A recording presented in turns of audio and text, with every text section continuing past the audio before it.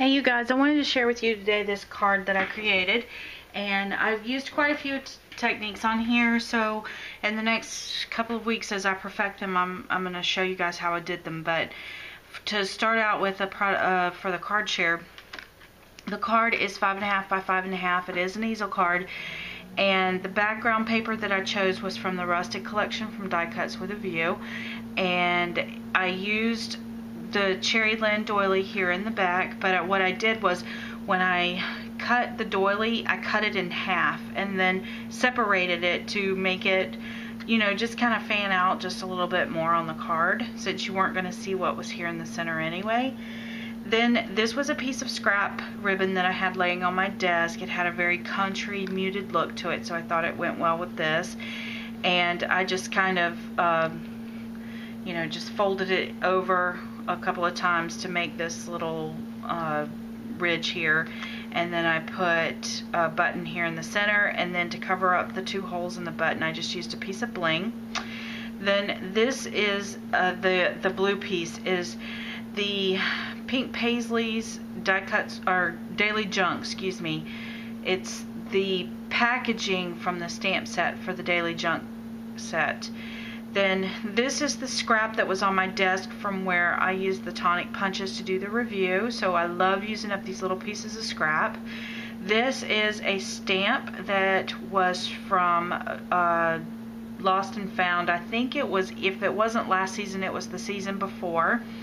And for the cup, I didn't have a cup, so what I did was I just cut off the bottom, or the top part of this to make the cup, and then recut another handle. So I love how that turned out. This is a clock that was left over from some scrap that I had used for my peon paper.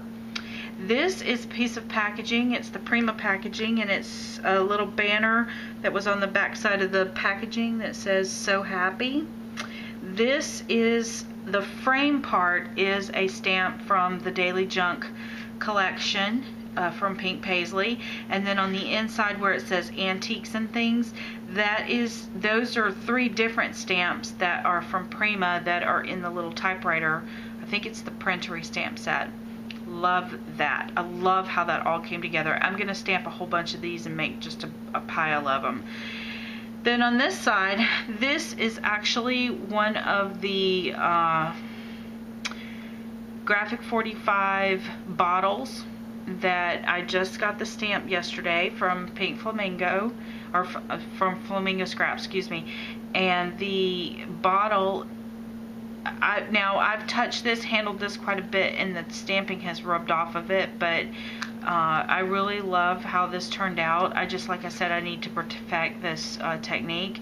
But what I did was I took a heat tool and I heated it up, and then I laid the hot plastic around my finger, which it was hot. Be careful. And it curled this plastic up just enough. And I'm going to show you guys how I did that right here with this one. So I have this piece here, and all I did was I just hit it with a heat tool for just a second. Now it's going to become a little, you know, this is some pretty thick plastic right here, but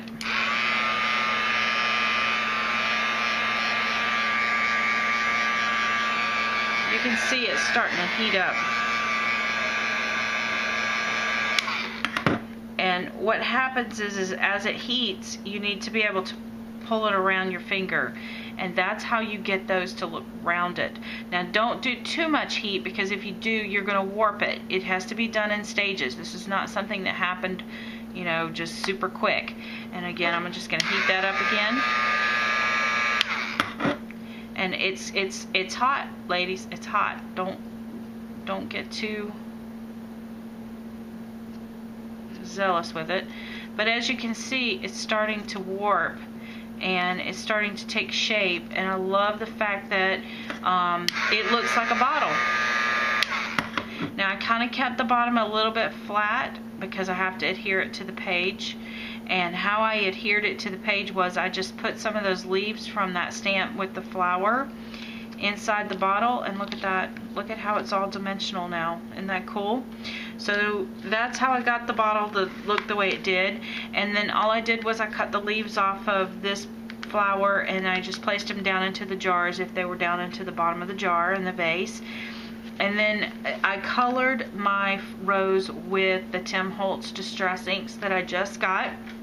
The center is colored with the mustard yellow. The flower is colored with spun sugar, aged mahogany, and Victorian velvet. And I will show you guys how I colored it probably in the next day or so. I need to perfect the technique that I used for this a little bit and just kind of get a little more familiar with it before I share it.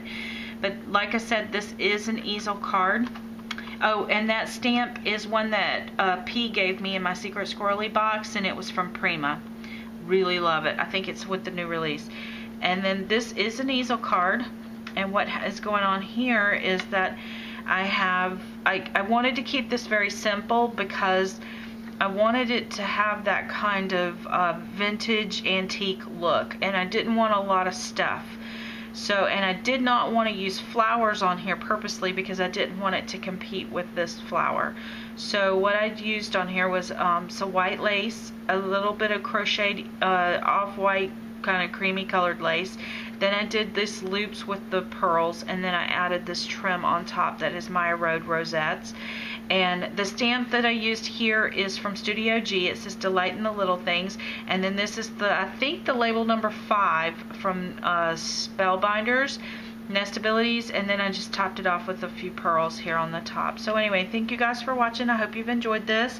And I hope I can share with you guys how I painted this by the next couple of days. Thanks.